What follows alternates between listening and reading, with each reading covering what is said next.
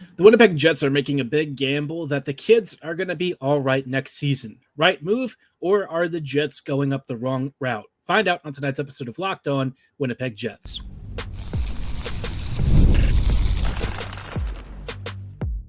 You're Locked On the Hockey Jets, your daily podcast on the Winnipeg Jets, part of the Locked On Podcast Network, your team every day. Hey friends, and welcome to tonight's episode of Locked On Winnipeg Jets, part of the Locked On Podcast Network, your team every day. I'm your host, Harrison Lee, an avid Winnipeg Jets fan and an online blogger. You can follow me on Twitter at HLLivingLoco and at LO_Winnipeg Jets. Thanks for making Locked On Jets your first listen of the day every day. If you like what you're hearing, be sure to like, follow, and subscribe on all of your favorite podcasting platforms and YouTube. Doing so, of course, is always free of charge and ensures you never miss another episode. Most of all, though, we just love and appreciate your support. And especially now as we're in the off season, I know that can be a little bit of a boring time for some folks, but I'm telling you, things have kind of been popping off, especially with respect to free agency. And I'm sure now more than ever is a good time to sort of brush up on the Jets and see where they are.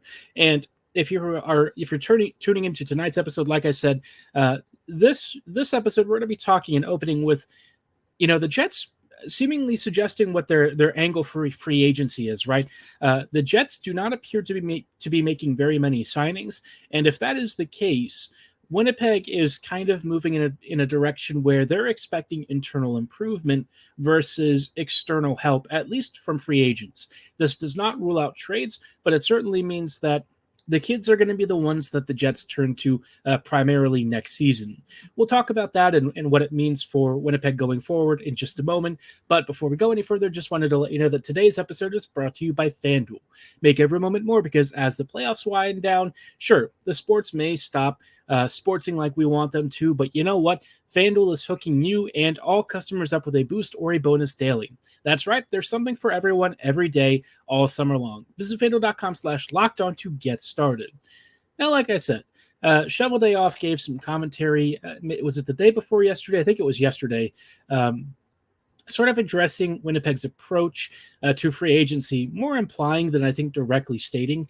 And one thing that he kind of talked about was leaning on the youth, which for the Jets has traditionally not been our strong point. Let's be real. The last few years, really even into the following seasons right after Winnipeg's Cup run, the Jets have generally pushed more veterans, I would say, which is not bad, right? A lot of the veterans that they've brought in have been very good. And so really, you're not in a bad situation. But I think one of the biggest questions is, okay, well, the Jets may draft these great prospects and stuff, but how the heck are you getting them into NHL roles? And I think Winnipeg has sort of started to take that to heart.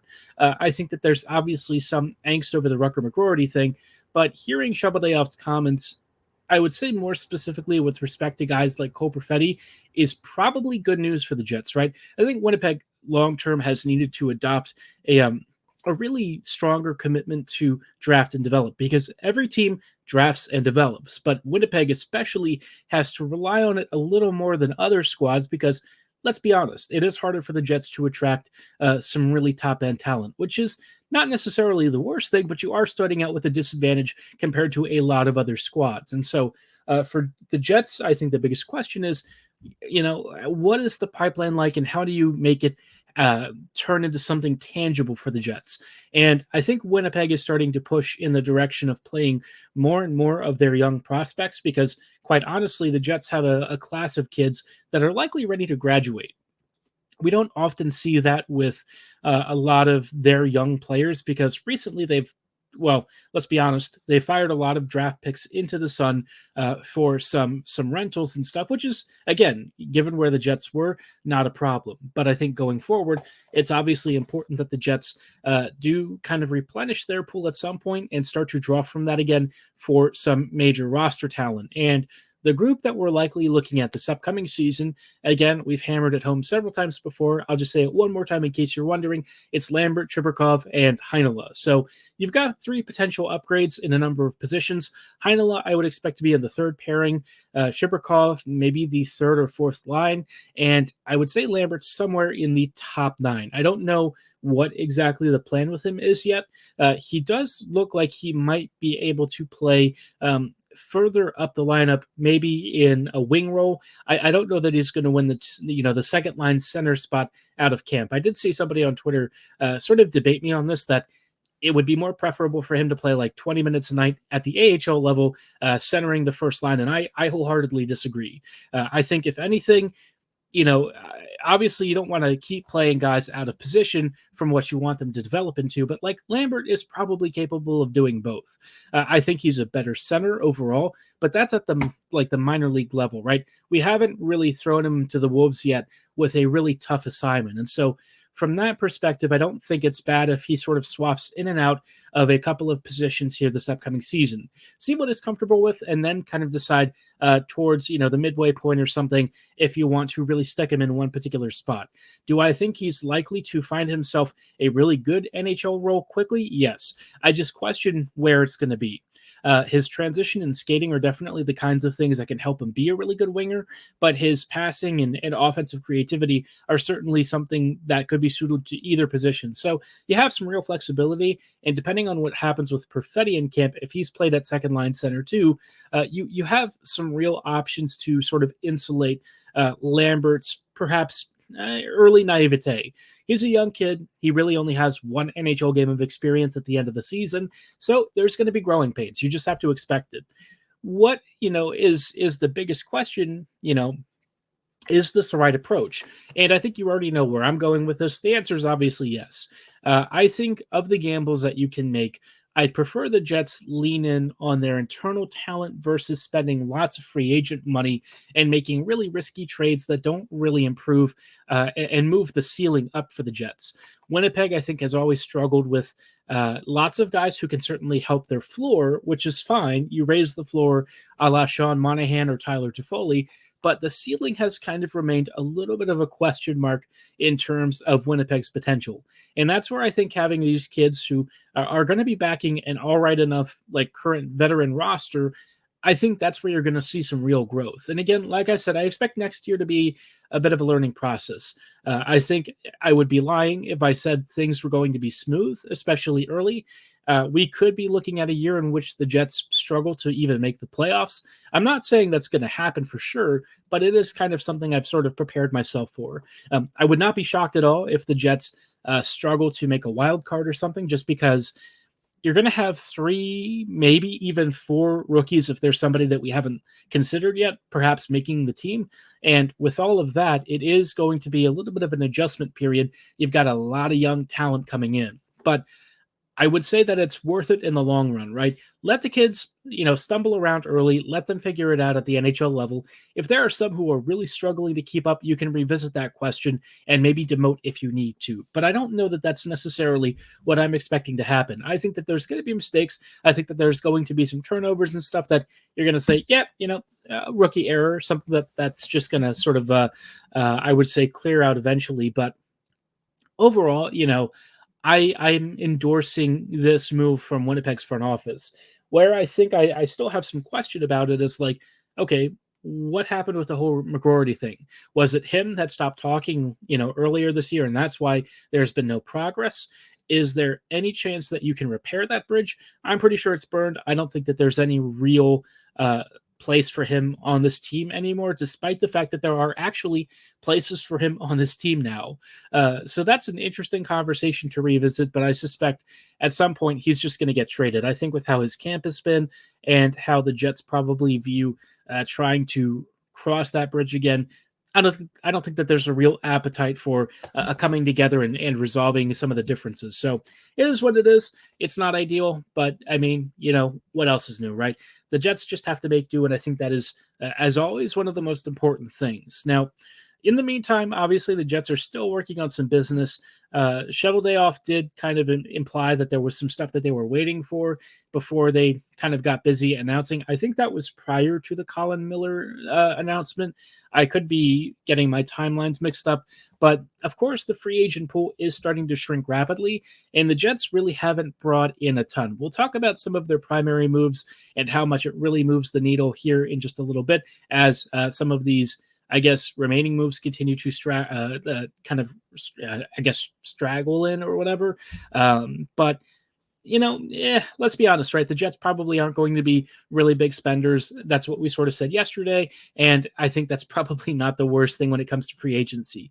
We'll talk about what sort of is filtering in for the Jets and what they're likely to continue to sign, and some potential names that are left that are still appealing to me, especially if the Jets want to take a swing. But before we dive into any of that, just wanted to let you know about our friends and partners at FanDuel. I love sports so much that I kind of wish they would never end.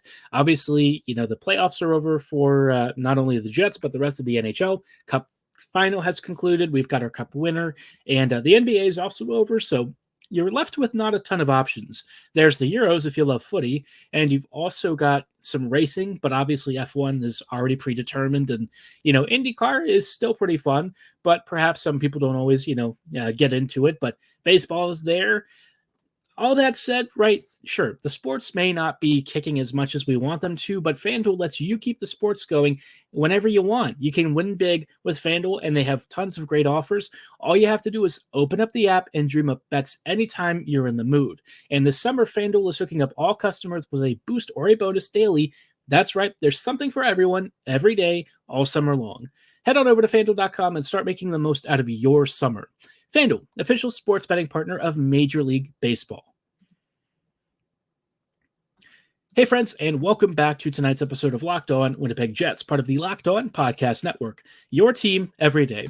Every day, thank you so much for rejoining us on tonight's episode as we are just, we're heading through some stuff. Obviously, Winnipeg is currently in the midst of making some roster moves, some of them good, some of them a little bit questionable. And I think from Winnipeg's perspective, the free agent pool is definitely shrinking, but we're still getting a few signings filtering in, and we've been told that the Jets are waiting on stuff. What they're waiting on, who knows?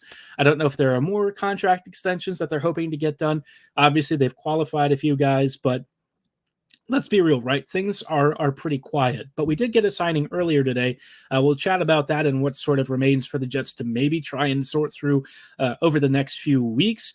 But, of course, before we get too far ahead of ourselves, for all of you Fox Sports or ESPN watchers, if you find yourselves having to turn down the volume because there's too much shouting, I would recommend making the switch to Locked On Sports Today, a free 24/7 sports streaming channel programmed for you daily to bring you the biggest stories without all the screaming. Locked On Sports Today brings you can't miss analysis, opinions, and news streaming 24/7 on YouTube or the free Amazon Fire TV channels app, all part of the Locked On Podcast Network, your team every day. Now, like I said, the Jets still have one or two deals outstanding. Obviously, Cole Perfetti's extension is going to be, probably a qualifying bridge or something. You've got a few others that are perhaps returning. But for the most part, right, I would say the Jets' contract situation is relatively not too crazy. I mean, they've got a couple of RFAs that they've qualified, nothing super exciting.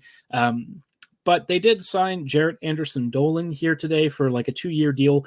The first year is like a 2-way contract, and the second year is a 1-way.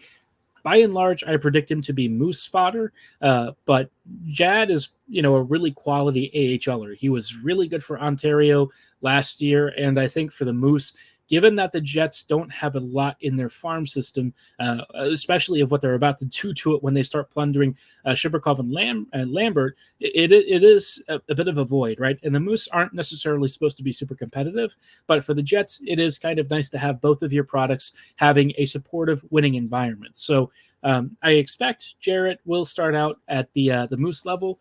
I do kind of wonder if he's one of those guys that they sort of maybe pencil in as like their emergency fill-in. Somebody gets injured, he comes back. It's not too much of a problem to get him in. And, he could maybe center a few games on the fourth line if things get really nasty. But otherwise, the Jets seem to be having a pretty quiet offseason so far. What I will say is, like, there's plenty of bad deals that have happened already. And I think, given that sort of context, I don't mind the Jets not doing a lot. We've seen some trades like Brian Dumoulin to the Ducks. That was more of like a cap compliance thing, but you've also seen like plenty of sort of minor league or lower end deals, guys like Colton Pullman getting signed, Benoit Olivier Gros signing with the Rangers. I think the ones that sort of bug me, though, are maybe like the Eric Brandstrom signings. He signed with the Colorado Avalanche for 1 year at $900K, which if the Jets could have pulled that off, I would have been smacking the table, right? That would have been a really, really good gamble to make, but also it's the Avs. Colorado is probably a little bit more of a desirable destination right now for Brandstrom. So, from his perspective, if the Jets had already reached out and he turned him down, I can't say I really blame him. I get it. Do I disagree with this assessment? Sure. But, it is what it is. Otherwise, I would say most of the biggest moves have probably been more on the contract extension side. Obviously, Hedman signed a huge 4-year, $32 million deal. Interesting that they basically told Stamkos no, but they gave Hedman the same deal. So go Lightning, I guess. This after they just also extended Gensel recently. But the other move that I thought was very interesting was Pavel Buchnevich signing for 6 years for $48 million. That's a lot of money.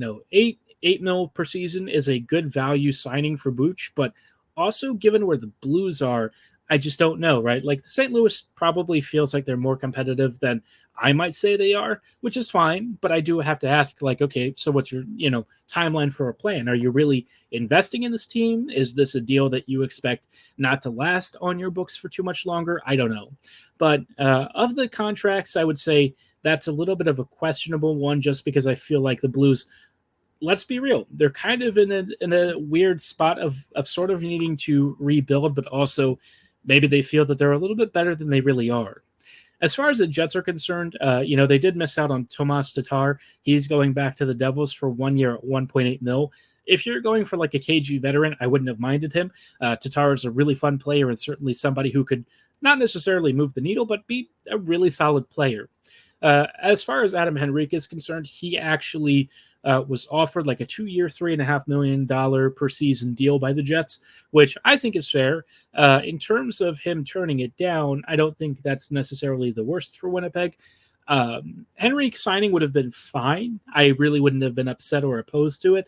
But by the same token, and it kind of comes back to this whole thing about developing your talent and using it the right way. I just don't know if Henrique really filled a void in the way that the Jets probably need. So maybe being forced to play your youth more is the better option. And that's where, as much as Monahan and Henrique and some of these guys not returning is probably helpful for the Jets long term, Winnipeg was pretty aggressively trying to sign a lot of these guys. So there's the other part of me that's like, well, how committed are they really to this vision? So are they being forced into it? Is it just a situation where we're seeing that Winnipeg maybe didn't give them the biggest offers and they sort of weren't as serious with some of these signings? I don't know. I just feel like, I would not have really been thrilled if Monahan came back for 5 years. I like him. I think he's a very good player, but I talked about him not really being a fit. So, you get the sense that maybe the Jets were trying to do a little more and perhaps maybe not want to rely on the youth nearly as much as they're about to. But I would say predominantly the gamble is going to be more rookies. And I would guess that there has to be some kind of a trade or something in the pipeline, because Winnipeg definitely has a very thin roster, even with the rookies. If somebody gets injured, you do not have the depth to replace that right now. So I'd expect the Jets to make at least 1 or 2 more signings, maybe a trade somewhere. They've got a decent amount of cap space to work with. Brendan Dillon signing with New Jersey for like $3+ million. Definitely, that one hurts a little bit. I feel like the price tag on his contract was actually pretty reasonable. It was like 3.5 to 3.8 or something in that range for 3 seasons. So, if he'd come back to Winnipeg on that sort of deal, I wouldn't really have been opposed. But like I've kind of maintained, you do sort of need to open up spots for your young players, and Heinola has been blocked for a very long time. So, I can't really be that upset. Dilly definitely deserves it. I'm happy for him and glad he's able to go to a team that's definitely going to love and appreciate him the way that we all did. So best of luck to Dilly. Nate Schmidt also just signed with the Florida Panthers, which is really fun. If ever there was a guy who deserved to go win a cup, it's got to be Schmitty, man. Like, how do you just not love that dude? You can argue and say what you will about his on-ice performance, but he was actually pretty decent towards the tail end of his Jets tenure. I wish that he was able to do more and be that top-end defender that he used to be when he was with the Caps, but obviously that wasn't really where he was when he left Vancouver. So whatever the case may be, I will say one thing: you could not hate that 1,000-watt, smile of his. He just beamed everywhere, and I hope that he goes to the Panthers and just continues to be the awesome and amazing person that he is. But obviously, I've been alluding to the fact that there are still some free agents out there that the Jets might genuinely be interested in signing. We'll talk about a couple of those guys and who they maybe want to avoid in just a little bit. Hey, friends, and welcome back to tonight's episode of Locked On Winnipeg Jets, part of the Locked On Podcast Network, your team every day. Every day, thank you so much for rejoining us on tonight's episode as we're just wrapping up really quickly with some final thoughts on players the Jets are perhaps intrigued by when it comes to free agency. Obviously, Winnipeg's not looking to spend loads of money in free agency, and I think that's probably for the best, but they might be willing to work around the margins. And the margins do have some intriguing names still left on the board. Plus some guys I would think the Jets would try for and probably shouldn't. The first name, of course, has to be Daniel Sprong. Like, I've been hitting the Sprong button repeatedly. I want Daniel Sprong in Winnipeg. I also completely understand if it doesn't happen, but I think if you're looking at players who are actually going to be really good contributors to your top couple of lines, I mean, Sprong is like a 20 to 25 goal scorer in fourth line minutes. How can you not want that?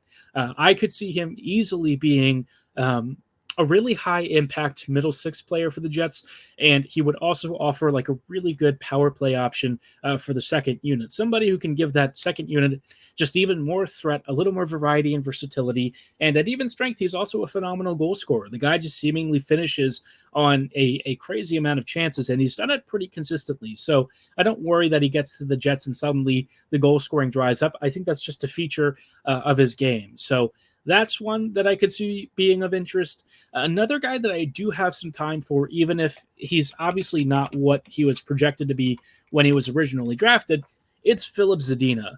Zadina has really bounced around the past couple of seasons, whether it's Detroit or San Jose.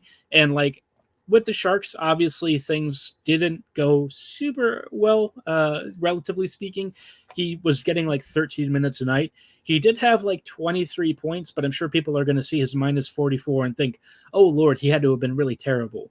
I wouldn't look at his plus or minus too closely. I don't think that's really a fair assessment of him, especially when it's with respect to the Sharks, who are just very bad. Zadina has traditionally put up really solid underlying numbers.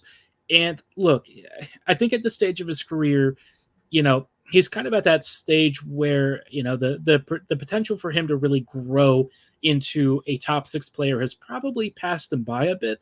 But in terms of being a strong skater and somebody who has some potential to be a really solid third liner, or maybe, a quality fourth liner with some scoring edge, I kind of like it.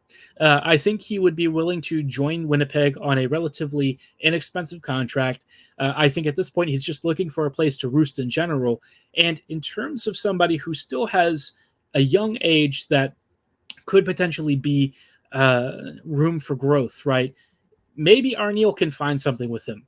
I don't think he needs to be a reclamation project that the Jets go out of their way to turn into something useful, but he is 24. He was a really highly touted prospect with a great shot and, effortless skating. There is a chance that he could try and resurrect his career with Winnipeg. And the Jets, I think, also should look at these kinds of players because listen, right? The Jets don't have a lot of high-end elite skill. If you can pull a former 6th overall pick from the past couple of years onto your roster for very cheap, and he actually deserved to be drafted where he was, it makes you think that maybe there's a chance he can kind of turn his career around and become a really serviceable player in Winnipeg's rotation. I'm not guaranteeing this, and I'm not saying that I love swinging on tons of these sorts of contracts, but I feel a little bit different when it comes to Zadina. He's the kind of guy where I think it's a really low risk investment that could potentially pay out for the Jets in a reasonably impressive way. For a potentially bottom dollar swing, I don't hate it. I think people will say, well, he's not really an NHLer, and I disagree. I think he absolutely is. I just think the level of NHLer is probably where the debate really lies. I would say I'd prefer trying him over a Jakub Vrana. For some context, you look at Daniel Sprong's scoring record and Sprong had 18 goals in 12 minutes a night. Zadina has had 13 goals this past season in around 13 and a half minutes, which is a sizable upgrade, but Sprong is also likely to get a pretty sizable contract. I think, 2 straight years of being a 40-point plus player with 18 to 20 goals puts you firmly in $3.5 to $4 million territory, which for Sprong is fantastic. But if you're the Jets and you're worried about cap space, a guy like Zadina might legitimately be a quirky, intriguing little upgrade and project that, for a team that's young and wanting to develop and also add some talent in unconventional ways, I think this is where you really could take a swing and actually end up with somebody pretty decent. Now, names that I would probably avoid, I would say there's a lot of free agent defenders out there, and I think the Jets would probably be wise not to really go after them. Obviously, Zaitsev and Barry and Klingberg are out there, and I think all three guys don't really move the needle for me. Klingberg and Barry especially, I think, are looked at as, solid puck-moving, offensively minded D, and years ago, they had some legitimate value. These days, I think I would stick far, I'd stay far away. Klingberg has been injured a lot recently and has definitely lost a step since his prime Dallas days. Barry just has always been a little bit overrated, I would say. Recently, his value has kind of come more in line with what his real ability is, which, again, as a third pairing puck mover, it's not the worst. I just feel like, the Jets don't really need that. We're looking for a top 4 defender, and I don't think you're finding that in free agency. I think you're finding guys who are okay in limited roles, but not somebody who can step in and eventually replace Neil Pionk. I don't think that's where you're going to find somebody here on this free agent list, unless you got really weird and signed somebody that's really I guess a deep sort of find, somebody who the fancy stats are really pointing as a sleeper pick. And I can almost guarantee you, aside from somebody like Shillington or something, there's probably no one left that I would really be after. So stuff to monitor. I guess one interesting name that's going to kind of come up over the next few weeks is Anton Lundell. So the Panthers don't have a lot of cap space, and apparently negotiations are pretty far apart. If Lundell is not able to come to terms, I would be intrigued to know if a McGroarty trade plus, would be of interest to the Panthers. McGroarty could join, a really strong Panthers roster. I think personality-wise, he might actually fit in pretty well down there. Lundell would easily be a huge upgrade for Winnipeg center depth. And, the Jets also have the cap space to facilitate a move like that. So I'd be interested. I doubt the Panthers would be all that primed for it. I think that they would probably look at that as not of particular interest. But then again, McGroarty would be willing to step into an NHL lineup as soon as next year. So you kind of do have to factor that in. But Lundell also plays a really prime position. And I would have to imagine that if the Panthers can't come to terms with him, the trade ask will have to be pretty extortionate. But if you're the Jets, you've got lots of futures and assets. This is something that you could leverage to your advantage. So I would not rule that one out, but otherwise, I think for free agents, this is probably the end of the class of particular interest. If Eeli Tolvanen doesn't extend with the Kraken at some point, maybe you could look at something like that. Tolvanen is a really cool player and a great finisher. I think he'll stick around Seattle for a while, but if he doesn't and he ends up deciding to forgo his extension there, and they need to move his rights or something, maybe the Jets could snoop around and see if he'd be willing to join Winnipeg. He's got a lot of skill. I think he was basically found money for the Kraken. So if you can swap a future for him or something, maybe that puts you in a more competitive spot. But otherwise, like I said, not a lot else out there that I'm really excited about. Most names out there are just fairly on the middling, not sort of needle moving caliber of player, which is fine. I think you don't have to sign a game breaker with all of that. But, going forward, I think the Jets will want to really hit those margins and find the real hidden value. Those are the guys who I think can really help Winnipeg's, bottom 6 and sort of provide that extra level of scoring depth. Winnipeg's bottom 6 as it is good, but it could use more scoring punch. And that's something that you can find with looking around the margins and using more data science to find those really underrated picks, right? A Sonny Milano might materialize for the Jets. And I think that is really an ideal best case sort of scenario. So Curious to know which free agents out there still intrigue you, who's on your most wanted list. Drop your thoughts below it or at my social medias at HLivingLoco and at LO_Winnipeg Jets. But for tonight's episode, that is going to be all the time that we have. Thanks so much for making us your first listen of the day every day. We will see you back here tomorrow with off-season coverage again, so be sure to like, follow, and subscribe. And as always, have a great night, and go Jets go.